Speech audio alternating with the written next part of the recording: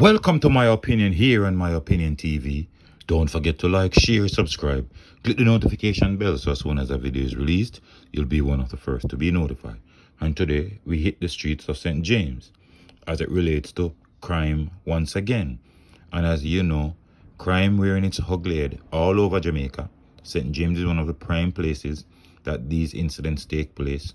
And whenever things happen in other parishes, it seems as if St. James gets jealous and commit their own act.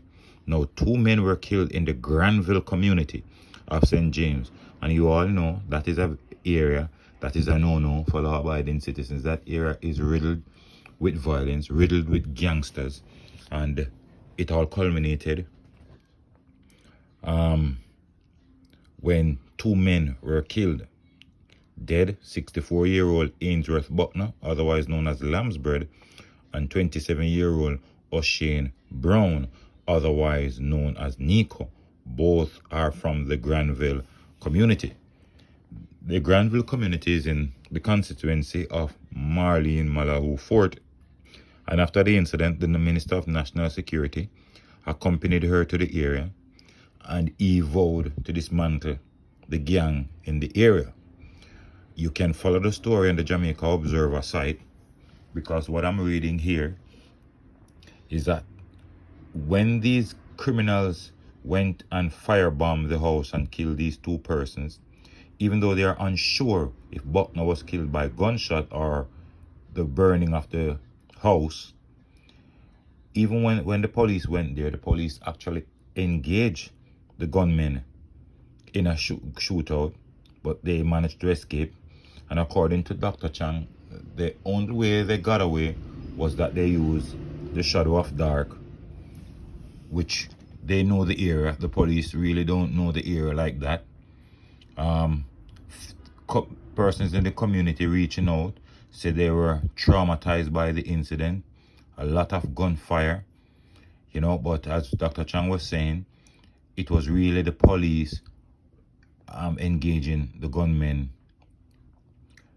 in a battle. He also explained that 2 police squads were a short distance away when the attack began. But as I said, when they engaged the gunmen, they eventually escaped. It's sad when persons lose their lives. And this gang violence has taken a toll on law-abiding and innocent people in various parishes in Jamaica.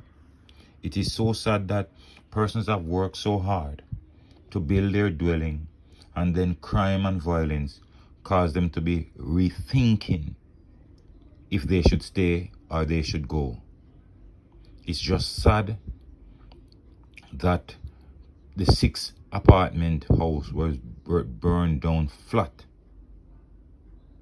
because gangsters decided that they should interrupt person's life. But my only plea is for persons who know these criminals to find someone they have trust in. Give them some information so the police can go after these gangsters. The Jamaica justice system is trying their best to get rid of these gangsters. However, if persons don't come forward, because our system is heavily dependent on witnesses, if our people don't come forward, we'll be consistently living in these situations. And I've said many a times, a lot of these persons carrying out these acts are teenagers. They don't know how hard persons have to work for their property. They don't know how hard persons have to work to build whatever they have.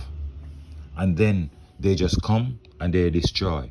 The next thing is, some of these youngsters grow up, they don't know the elders in the community. They don't respect them. Some of the elders in the community might be like leave and come back in the community.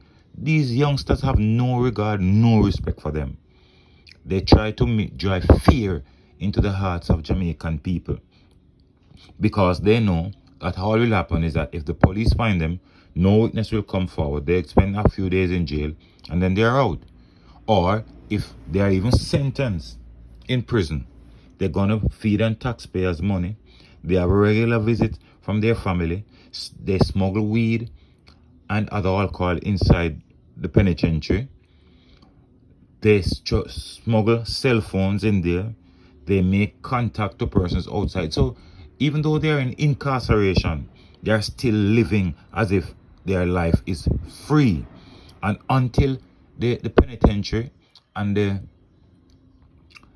the correctional officers put a serious dent on these persons' behavior in prison, we'll have some form of change. When these guys are convicted and go to prison, these guys must have absolutely no freedom. They must not communicate with society. I would go as far as saying some of these men that are held for certain crime, they should have no visitors at all. And we have a justice system also that needs a lot of overall, because you can't find a man with a firearm and you only give him a slap on the wrist at 6 months or a 3 months. A person who's found with a illegal firearm should be sentenced for a long time. The sentence must be a deterrent that nobody will want to do it. Well, based on what we are hearing here, we really don't know who was the intended target. Don't know if it was O'Shane Brown, otherwise known as Nico, was the intended target. But at the end of the day, a 64-year-old man, Ainsworth Buckner, has lost his life.